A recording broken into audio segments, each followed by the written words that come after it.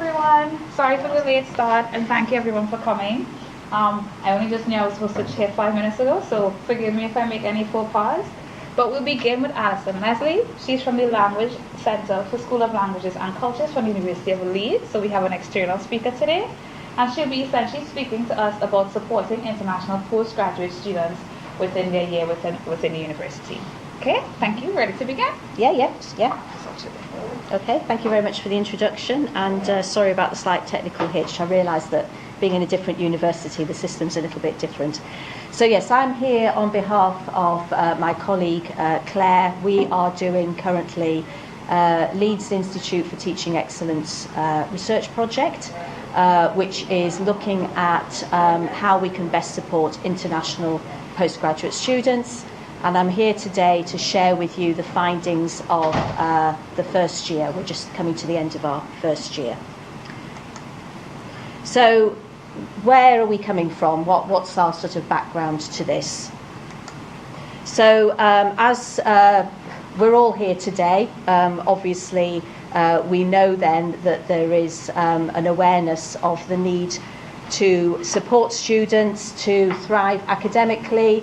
There is a growing awareness in the literature and probably in our own day-to-day experiences of those barriers to success, and particularly as it was fascinating for me to hear in the student panel this morning the international student talking about his experiences, because that very much resonates with those experiences that we have at Leeds.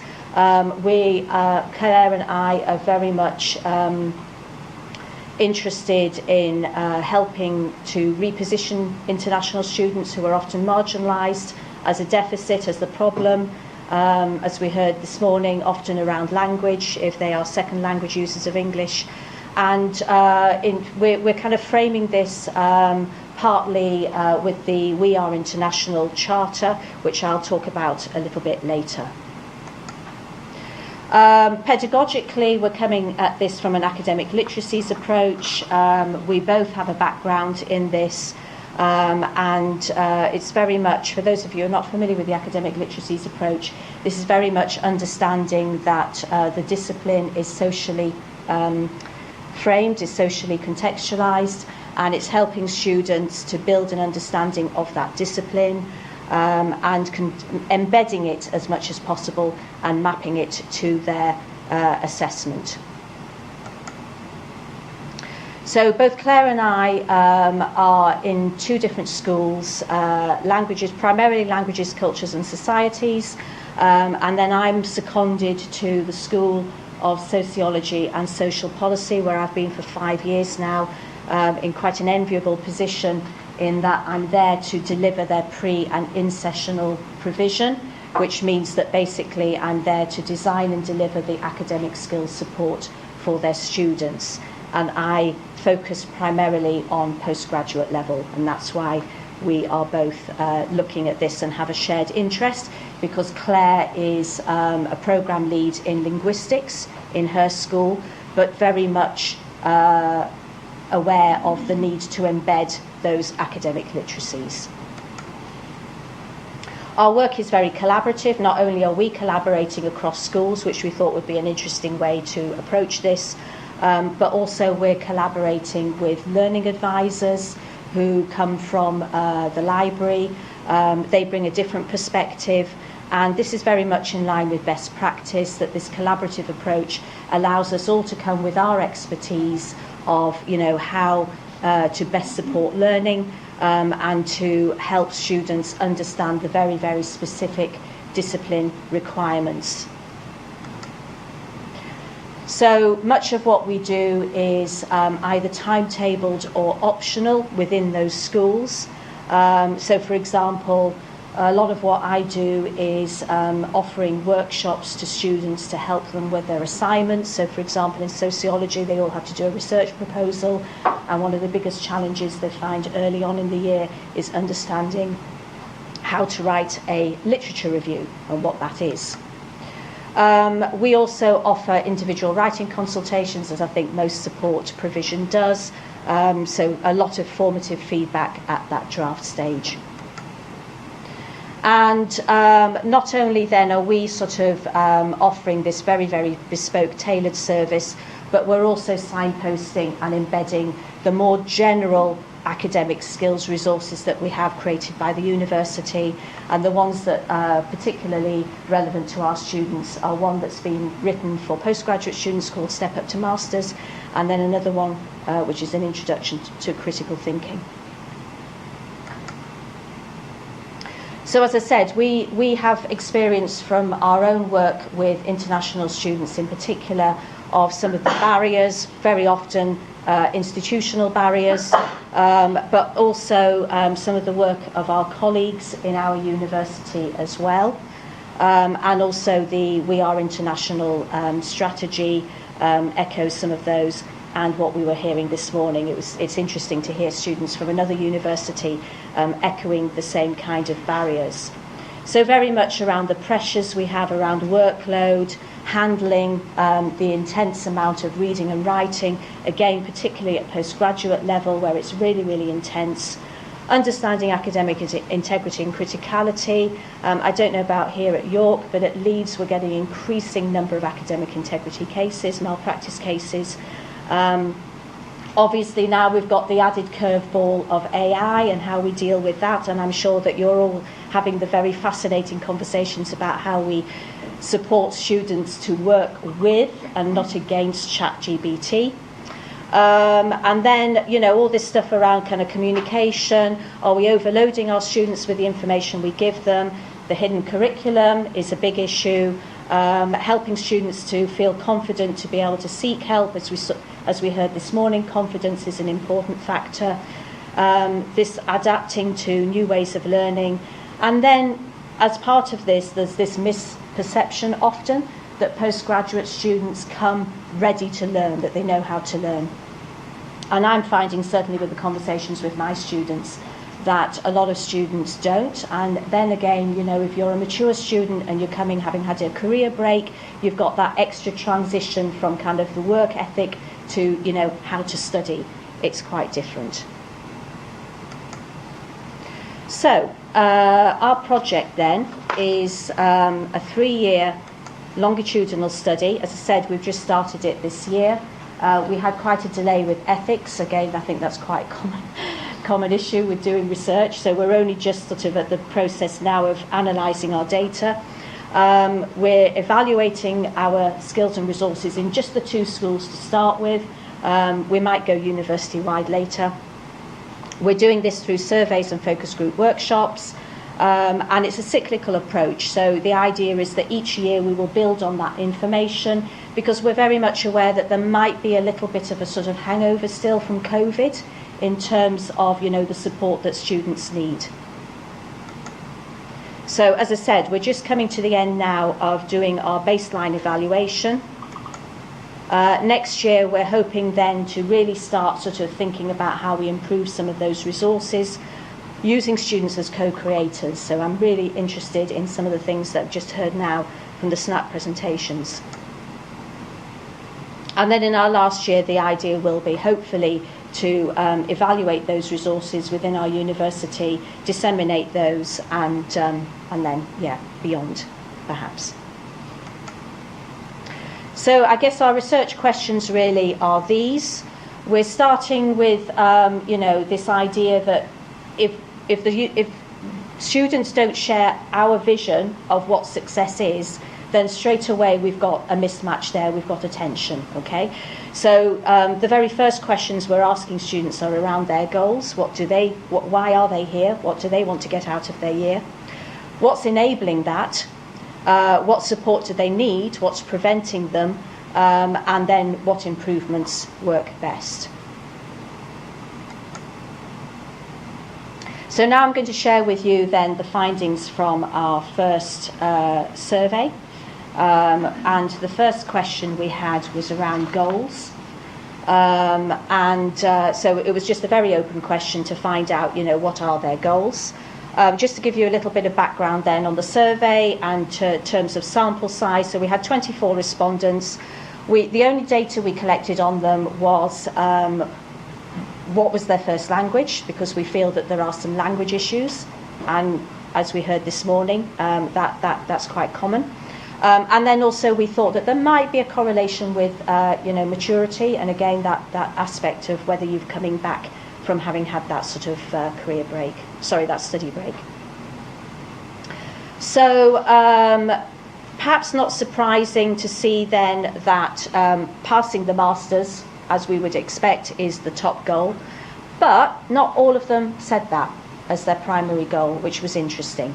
Language is there, and I think that probably speaks to the fact that most of our respondents were English as additional speakers. And then we've got a lot of personal development goals there as well, which was interesting to see. And I'll speak a little bit about those later as well. So these are our university goals. I don't know how they compare to York, but I imagine, again, there's quite a focus at the moment, isn't there, on sense of belonging, feeling valued, and being able to thrive academically. So it was quite reassuring to see that students felt that they could sort of align to those goals. And then getting on to what helps them reach those goals. It was really, really interesting to see that tutor support and guidance is key. And these are all of the adjectives that our students use to describe those helpful tutors. Then came our academic resources, but not everybody's engaging with those as we kind of predicted. So that's really kind of the crux of our interest, I guess. And then, to a lesser extent, self-efficacy, peer support, and extracurricular activities. So then moving on to the barriers. Again, given the profile of our students, perhaps not so surprising that language comes top. And again, as we heard this morning, that can often be a barrier. What was alarming to us was this next one here, difficulty in finding academic support. Although we're aware that word finding is kind of open to interpretation, so that's something that we want to explore a little further. But that's definitely our concern, because that's sort of our key role. It was reassuring to see that none of the students were identifying our administrative systems as a problem, because we predicted that there might be. Because I don't know about here, but we have quite a bureaucratic system for applying for extensions, mitigating circumstances, and there's quite a sort of call for those systems being a little bit more compassionate. And then we've got, perhaps not surprisingly there then, things like the workload, which particularly at postgraduate level I think is an issue. And as we've heard this morning, motivation is a big, big factor. The others will come up in the further data. Okay, so then we asked students to talk about some of the skills, resources that they have available to them in the two schools. We listed them for them, and we gave them links to them so that they could just click on them and just check that they, understood what they were, because we didn't necessarily expect them to remember. And reassuringly, our sort of tailored resources came top, followed by skills at library. These are the library-generated resources. I presume you have the same facility here. And then the critical thinking and the step up to masters. What was a little bit worrying was the fact that at least one student had not heard of any of these. Given that they are heavily signposted and promoted, what's going on? So that's definitely worth chasing. So then we asked them to kind of illustrate examples of how useful they'd found these. And a few themes came out of the data here. Firstly, and again, as we heard this morning, that value of face-to-face contact. So I'll just give you a moment to read that.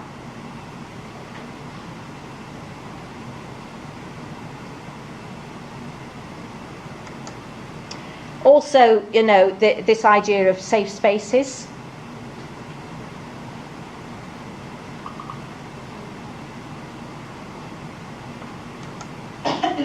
The hidden curriculum. So anything, I definitely find in my work that anything where I label it how to get a good grade in your essay, how to understand what the tutor wants from you. They're heavily populated sessions. And then, perhaps not surprisingly then, these issues of time and applicability. So, yeah, they know about the resources, some of them, but they're not necessarily using them either because they don't have the time, or they're just not really quite sure why they're not using them. They may have forgotten that they exist.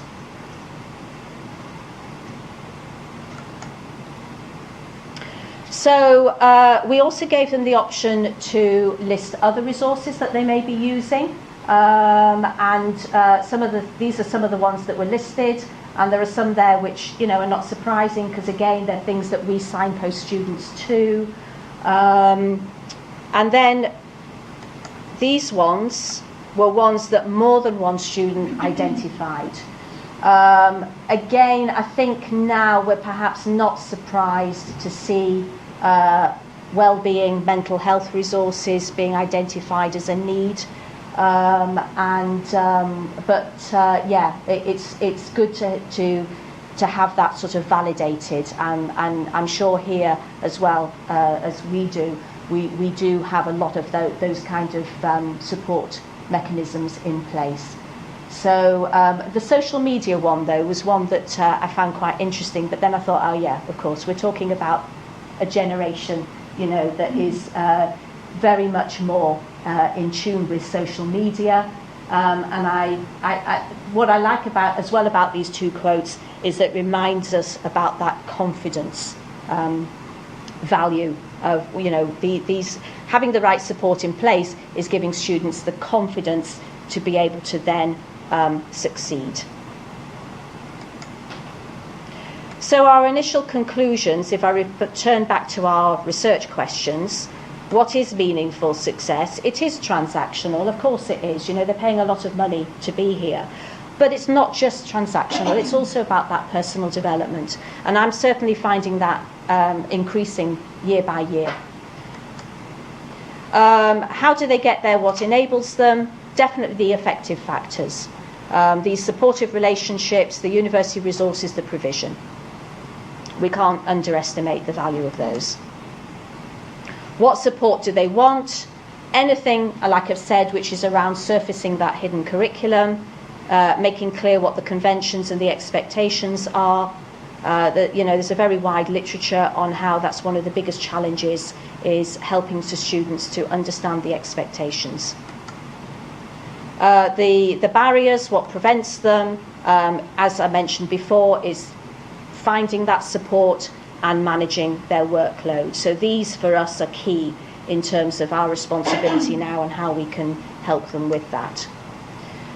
So what's next is that we've got some focus group workshops coming up in a few weeks' time, and we're going to explore some of those reasons that they've mentioned about not having heard of or not finding the support. We have a few predictions about that it may be because of information overload, it may be the platforms we're using. So ours are typically on the VLE and then sort of emails and occasionally Teams, although we're sort of weaning ourselves off those now, off Teams anyway. Another prediction is that perhaps our support is not targeted enough, that the timing's not right, and also we're curious to find out if perhaps we are unintentionally reinforcing that imposter syndrome by all of this messaging around, oh, you should be doing this and you should be able to do this and you should be able to do that. Are we then actually disengaging some of our students who are kind of thinking, I can't do that, and I'm just going to kind of switch off and sort of go to my social influencer on the media and find out how to do stuff. Also, what we want to find out is what value the students themselves feel they bring to the university, because our university particularly is talking the talk and saying, oh yes, our international students are of great value to us, and we're working hard to make them feel valued, but we just want to find out again whether there is a potential mismatch there. We want to then obviously synchronise what we're doing with the existing provision, We're a very, very large university, so there is a tendency for people to be working in silos. We want to make sure that we're joining the dots. We're finding out every day about things that we really feel that we ought to be knowing about. So, for example, one of the latest ones we've found out about is that there is a student project in our faculty where students have put together some How to Thrive guides, which we think is a fantastic initiative, and it's something we've been talking about ourselves. We definitely want to get our students co-creating some skilled support resources. We've been thinking about doing some infographics to make them a little bit more accessible, perhaps. And our university is committed to this We Are International Student Charter, but we want to make sure that we're shaping that and making sure that they're actually, actioning what they say they're talking about. We feel that our project very much speaks to this about adding value, and particularly strategy number 4, which is about monitoring and evaluating the support, collaborating, identifying the obstacles, and providing robust data that we can act on. So that's it. I hope that was of interest. I have no idea whether I was in time or not, but thank you very much. And I'll be happy to answer questions later. Well, we have like 5 minutes for questions, but does anybody have any thoughts for it? So one of the issues that we have with our PGT programs in biology is a lack of attendance to things that are labelled optional with international students. And what we've decided for next year is probably we just won't label things optional, even if it's sort of formative work that's really important, because they need it basically. So I'm just wondering if you see the same thing in Leeds. Absolutely, yeah. One of the common feedbacks I get from students each year is we want you to timetable your sessions, because then we'll know about them, we'll remember them, and we'll come to them. And it's a bit of an ongoing battle I have with the school that I'm working with, because I would like my sessions to be timetabled. I feel that would also send the right message that all students should be doing this, not just the international students. But it's the common issue of this balance between content and skills. So, some of my subject specialist colleagues don't value what I do. And they feel that we are, as a Russell Group university in particular, we are devaluing what we do, and that all of this stuff should be something that only happens in new universities. So there's an ongoing battle there. Yeah, absolutely.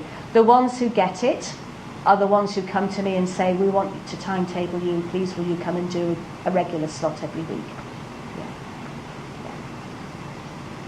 A quick question about step up to masters. We had it on the slide. You've talked about it. That sounds interesting. Yeah, so it's a digital independent study resource that some colleagues of ours in the library created a few years ago, and basically it's and it's sort of built on doing some kind of focus groups with students and finding out what were the difficulties they had in that transition from undergraduate to master's level. And so there's a lot of, sort of independent study activities. Firstly, things like, kind of a benchmark self-efficacy checklist. How confident do you feel about thinking critically, that sort of thing. And then if you don't feel confident, you might like to go to activity 2, which will help you with that. So it's very much around some of the things that were identified by someone this morning around who was doing the card game. The obvious ones: critical thinking, time management, reading, that sort of thing. Yeah. Is external people coming and have a look at that? Oh, good question. I'm sure they would be delighted. Yes, I'll investigate and come and find me afterwards, and I'll see if I can share it with you. Yeah, they've definitely written a paper on it, so I'm sure there'll be a link to it in there as well. I can signpost you too. Okay, thank you, Alison.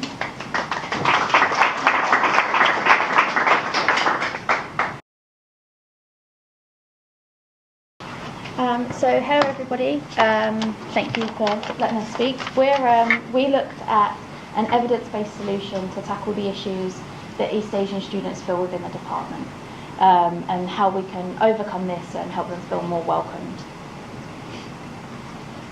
So we're first going to look at the university context, and then East Asian student experiences in psychology and within the university as a whole, and then we're going to show you the present study and the results that we found from that, and then the evidence-based solutions that we took from this.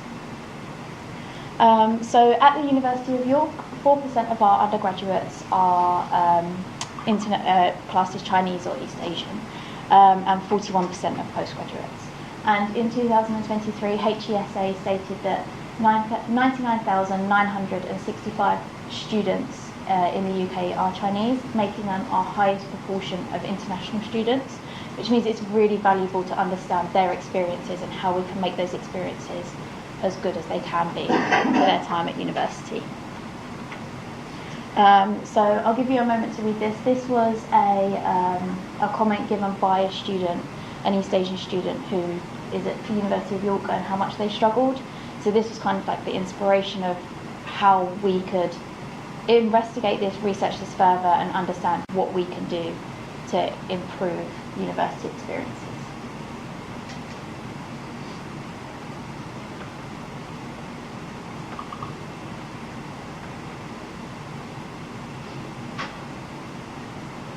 It is really long, so I do apologise. There's a lot of it.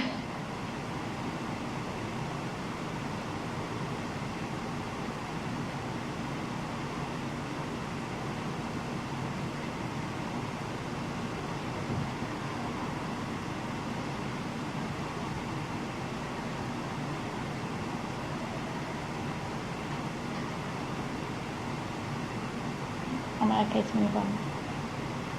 Okay, so obviously from that it's quite concerning, the experiences that these students are having. And although this is a teaching and learning environment, and that this is a teaching and learning conference, much of your ability to learn comes from your mental health and your well-being, and that's so important. And as Eleanor states, that their learning is an interaction between the learner and their social and cultural environment. And you need to be able to have the mental load and this integrated interplay between your mental load and your ability to learn in order to learn successfully. So we wanted to investigate this in order to really boost both social and academic experiences at university. So the idea is that content is what is learned by the student, and the incentive is what provides and directs the mental energy to learning this content. So that's kind of the basis of our research. So we took these ideas on board, and we developed our own study. As you can see on the side here, these are the posters that we used to recruit students. So we recruited predominantly East Asian students, and we also printed posters in Mandarin as well to get the maximum amount of students that we could. And our aim was to understand East Asian student perspectives at the University of York, including academics, socialising, and the effects of COVID, which is obviously a massive thing both during and post-pandemic. Students were asked a range of demographic questions, including their age and their year of study, the amount of East Asian flatmates that they have, and there was also space to provide answers to free responses about their experiences. So we had a sample of 33 participants, 20 of which were female, with an average age of 20 years, and example questions such as, have you performed as well as you would like academically, and what were the obstacles, so that we could really understand what was stopping people from getting the most of their education at York. And then we conducted a thematic analysis to really find those common themes between students. So from this thematic analysis, a few common themes emerged. So on the left side of the screen here, we have some quotes that represent our first theme, which is that of cultural differences. So a lot of East Asian students expressed that they struggle to understand the typical British university culture, so drinking, clubbing, partying. They felt that they struggled to understand and engage with that, which limited their interactions with home students. And then on the right side of the screen, we have some quotes that represent another theme of language barrier. So a lot of students felt that this impacted both their academic and social lives. So in lectures, they were struggling to keep up with lectures, they were talking too fast, they felt they couldn't ask questions. They also struggled with academic reading, like they couldn't complete it in the time that they had allotted for it. Also impacted them socially as well. They felt that lacking confidence in their English speaking abilities hindered their interactions with home students. So these two themes led to our third theme on the left again, which is fear and anxiety. A lot of East Asian students expressed that they had a lot of fear and anxiety, both again in academic and social contexts, which also led to isolation.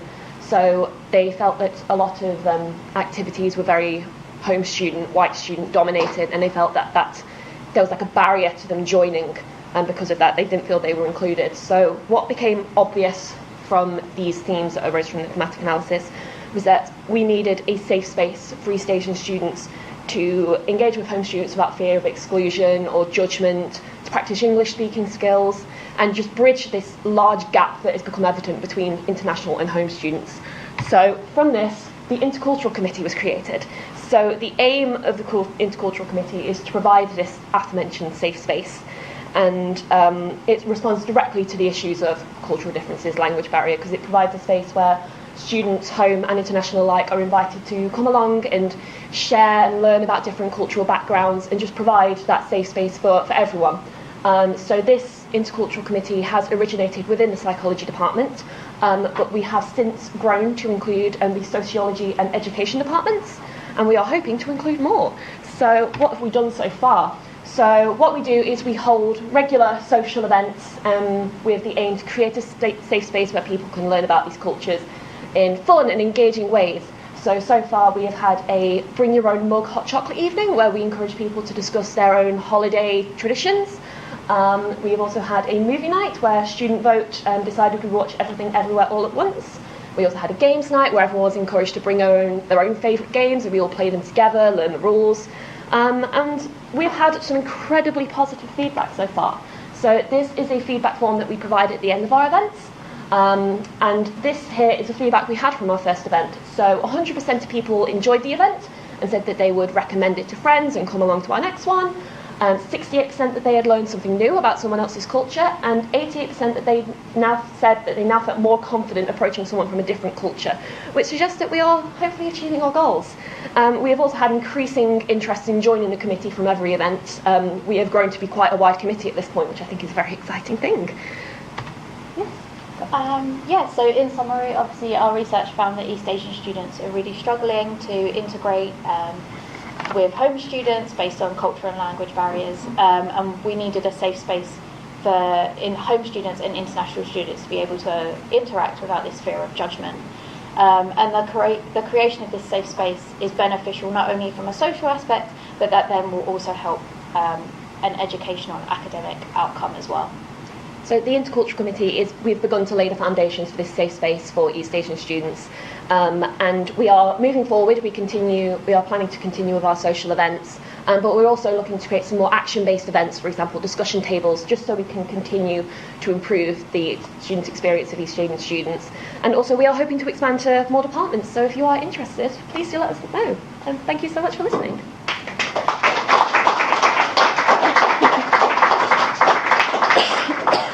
Do we have any questions for the students?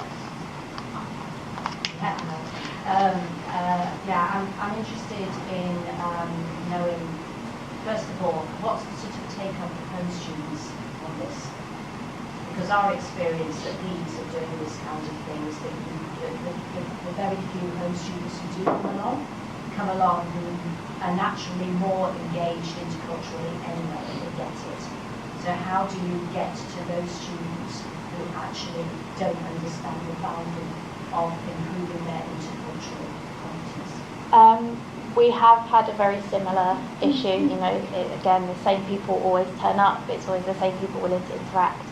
But I think, in an idealistic point of view, you just hope that you can get that message across. I think as more people come, and we're doing these things from like home student perspectives in terms of watching films and talking about Christmas and what we enjoy, but also integrating the international student perspective as well.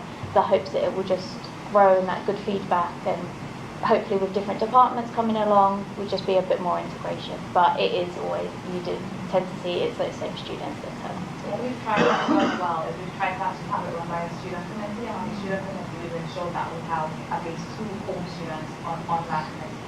And so they are able to tap into their home student networks to try to get that out there, kind of advertising it as wide as possible around the university as well. Well, yeah, and obviously you two have been ambassadors here, aren't you? You know, the fact that, you know.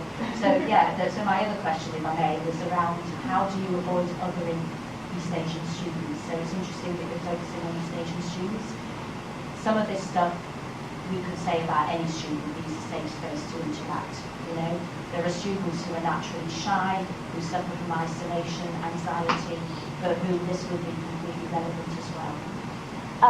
So the initial inspiration for this was an East Asian student who came to Karisha and said she knew of a lot of friends who were struggling and were very isolated. Again, there's quite a large population of East Asian students at York, so that was why it came apart. But there's also a larger EDI committee which focuses on BAME students, disabled students, LGBTQ plus students, who are there. So there's members of our committee who also sit on this wider committee to hopefully have everybody's voices heard and that integration of everybody. So it's part of a larger. I'd say, like, with the events specifically we run as well, we do focus on intercultural. Every culture is welcome and represented. So we talk about different European cultures, lots of different, like, Asian cultures. It's not a home students and East Asian students only. We are very much focused on the intercultural aspect of it. Any other questions? I just thought it interesting that you did name it that, and I wondered what the other alternatives that you went through with naming your committee, because I think that's quite key, really. We started with it. Yeah, it was the international committee, student committee. Yeah, and is it part of the student union now? It's been adopted by the student union school bank. Yeah. Can't we be adopted by the student union? Yeah, cool. Ah! Thank you for that tip. You get money if you do. Well, what we were trying to do was essentially, when this particular student came to me, so she was one of my academic supervisees, and she was explaining to me all the different things that were happening. What she essentially said was, what is provided in the university, they see as enough, but it's not enough, because a great deal of East Asian students actually miss Freshers Week, and then after Freshers Week, there's nothing done. And they come to these already formed friendship circles, and then they're lost. And that's why they then hang out with only East Asian students, because that is a simpler connection to me. So that's why we wanted to start from the ground up. She was a force of nature, so she wanted it in the psychology department, and that's why we started in the psychology department. Through my networks, we expanded to the education and the sociology. The sociology we actually got from students who came to one of our events, and they wanted to take a leading role on the committee itself, so that's how sociology came. Education came because that's where my clique is, that's where my tribe is, so that's how that happened. But we are hoping to expand, so they presented at the BDC Symposium, and we got other links with what? Languages. Languages department. And as we expand, I think then will be a stronger case to bring to you. So, but I actually did not know that that was an option. There we go. Next step. Thank you. Any other questions? Follow up. The danger, I suppose, is that you kind of lose your values. It's probably something that Alison was kind of alluding to as well, is that, you know, the sort of core value and the, you know, why you set it up and how you set it up is really important, obviously, for it to continue in that way. And one of the dangers with perhaps, you know, too much opening up is that it loses that space. So yeah, interesting to sort of see the makeup of the committee itself. And We do have the website. Do you know the website by hand? I'm afraid I don't know the website handle. We do have a website. I'll share it with you because I have it on my phone. So we have the website so you can see who the makeup is. But she's on the committee.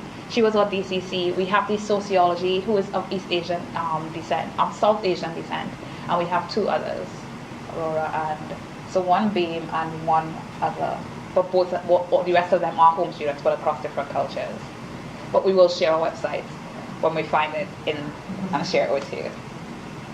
Thank you. Any other questions? Okay. Thank you.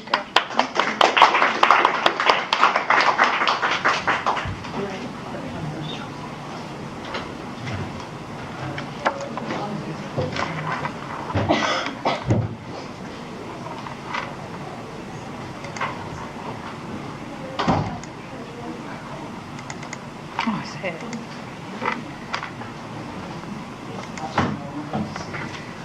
How do you pronounce your name? So we're on our final presentation.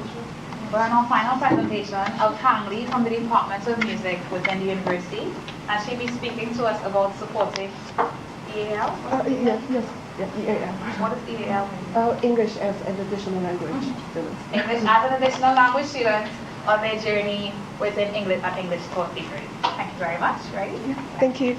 Good morning, everyone. My name is Kimone. I'm from Music Department, School of ACT at the University of York. And but before my presentation, I like to talk a bit about my own experience. So I was an MA music education student. Music education instrumental and vocal teaching student in the academic year 2016 to 17. And when I went back to China, well, I did some music teaching work and also IELTS teaching. That's kind of led me to the research topic I'm working on. So right now I'm a third year PhD focusing on Chinese MA IVT students' language challenges. And also this is my second year of being a GTA and leading some discussion-based sessions, and of course including one with international students as well. And one of the sessions I have led is the Talking About Music session, which is I'm going to introduce today. So, okay. So EAL, so students who speak English as an additional language, when they are studying their overseas English taught program. And while previous research have done some topics focusing on this group and identify the negative impacts of this. For example, their English language challenges could have negative impacts on their efficiency and also confidence in their course learning and also participation. And what noted on this topic, some scholars noted that while in addition to the general English language challenges, students might face some challenges in their subject terminology. While even though they may have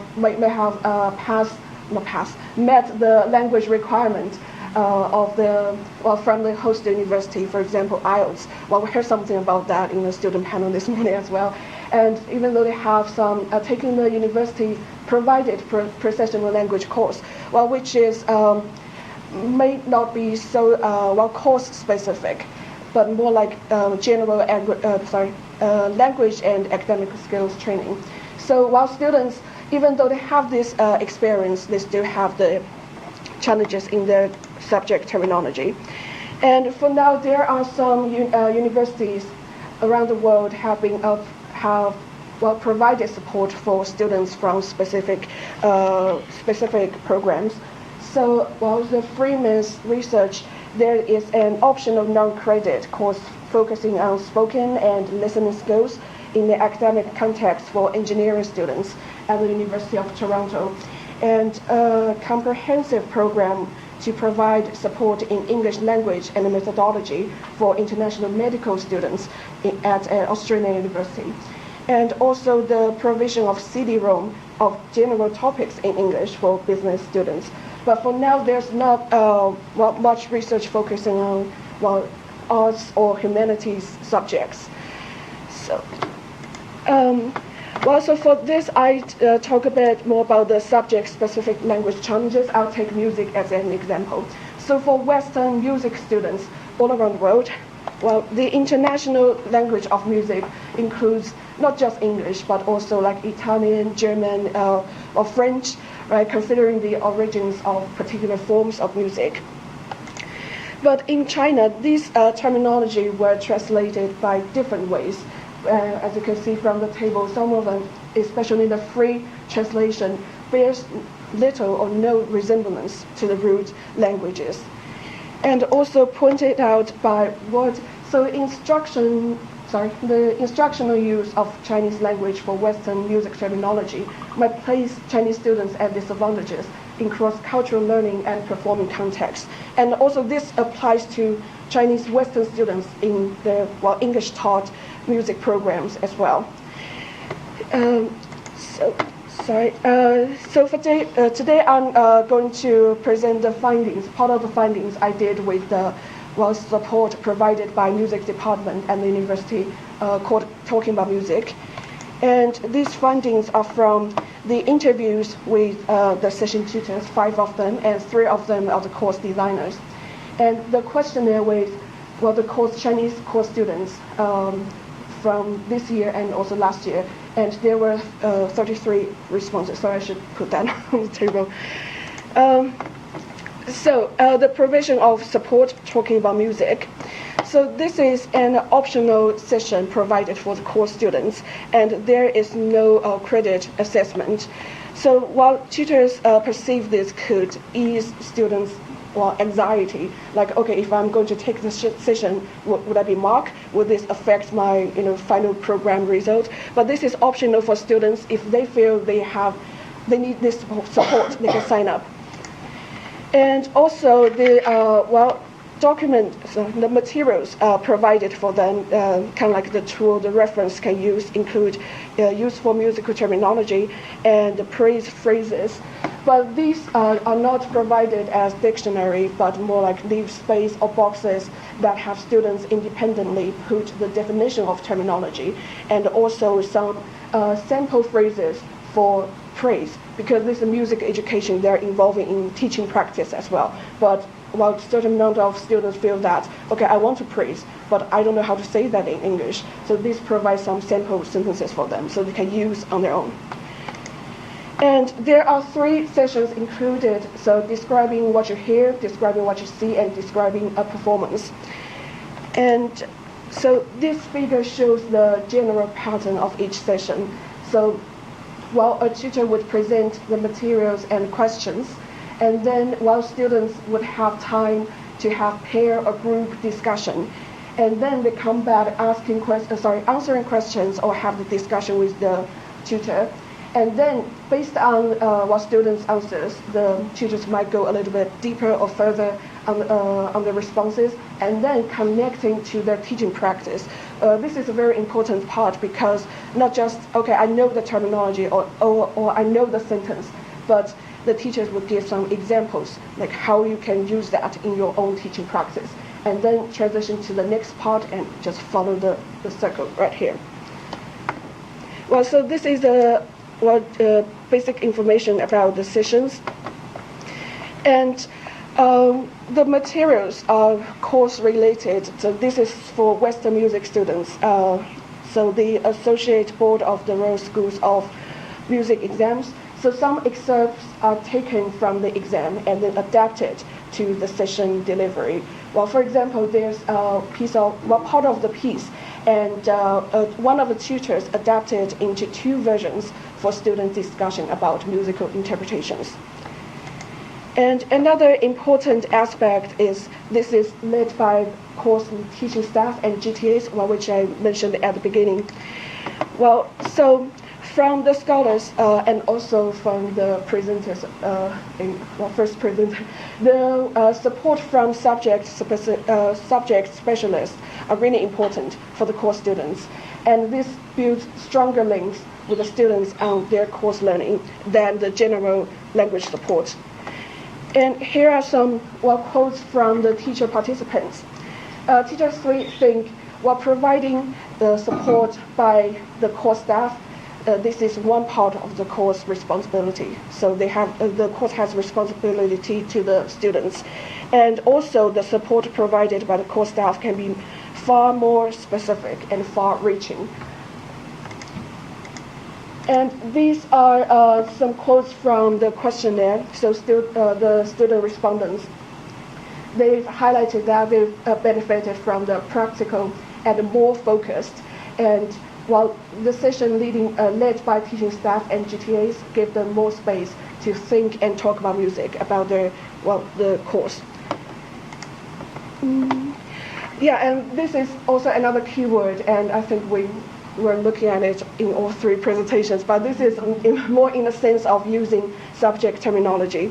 So why is this a safe space for students? Well, first, this is smaller groups that students own course lecture or seminars. So this allows each student have the individual attention, guidance, or interaction with the teacher, and also communication as well.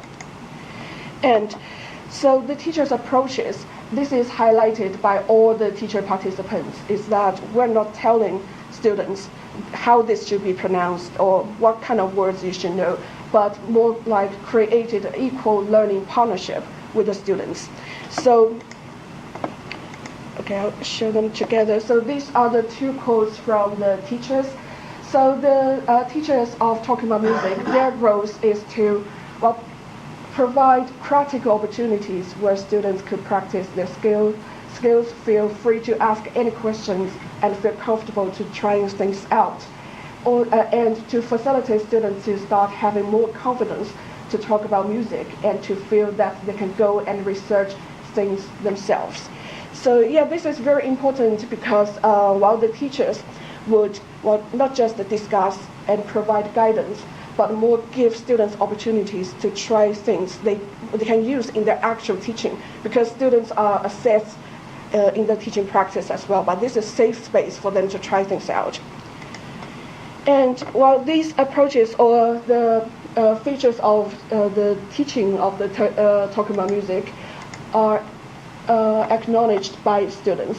For example, teacher 11 said that with the empowerment, they have more confidence to express their views, and also the teachers have been patient and always give praise and are equal to every student.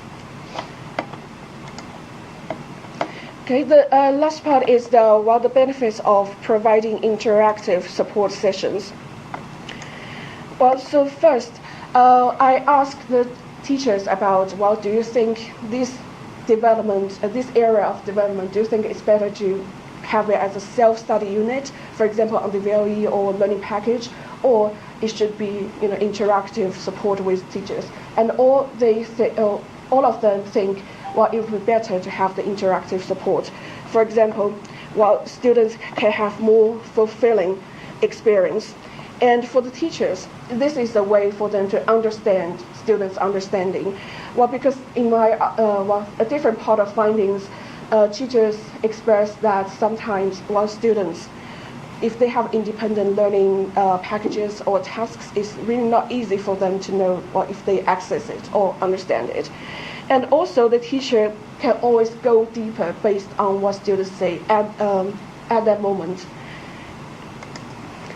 And from the students, they commented, give positive feedback on the interaction with teachers as well. First, there's opportunities for them to learn extra words. So not just the words provided by useful music terminology. And also, they can learn from the teacher's experience. Some teachers would share their teaching experience with students. So these music education students think that, okay, I learned from them as well, which I can't get just watching a video about words. And also, these help some students pronunciation, not just on the terms which involves other languages, but also in English as well. And also this goes beyond working with teachers, but with peers. So teachers also noted that this is an additional opportunity for students to communicate in English, because for some international students, they're looking for opportunities to use English, but sometimes it's not easy for them to find. So this provides another opportunity, and also they can learn and also get used to work and discuss with peers, particularly for students from a culture they might have taken a less active role. So this could be an opportunity for them to get used to that as well. And from the questionnaire, there was a question, so any particular parts you enjoyed, and working, sharing, and discussing with peers is highlighted by some respondents. And this slide shows the feedback on talking about music, because for the first part I've been talking about the information about the sessions, but also students and teachers found they're useful for students' course learning. As you can see on the student side, they think these sessions are helpful with their MA course, including the terminology and also in discussion and their writings as well. And in addition to the course-specific skills, they think this helps with their spoken English. And from the teachers, well, because they're teaching and also took the interview, they noted that they can see students' confidence growing from the session 1 to session 3. And as they are also the markers of students' assignments, they saw the progress in essays, for example, in the aspect of use correct terminology and in their teaching practice, not just them using it, but also trying and help pupils to learn the terminology as well. So this is to the end of my presentation, and here I like to, well, because I've been talking about music this course, but in different subjects, students from different cultures, they may have engaged with the subject terminology in different way, which might look just, well, there's no resemblance when they're coming to the English taught programs. So this could well, put them at disadvantages or cause some anxiety, or well, they will feel less competent. Yep. And the second is the importance of subject staff's involvement in supporting students. So as you can see from the findings earlier, well, not just subject staffs can provide specific course-related help, and this helps building the connection, closer connection between the course staff and the students. And the last one is a provision of interactive support. I've mentioned the, well, for example, the use of CD-ROM from the previous research, and from the feedback, feedback from that research, students perceive they would appreciate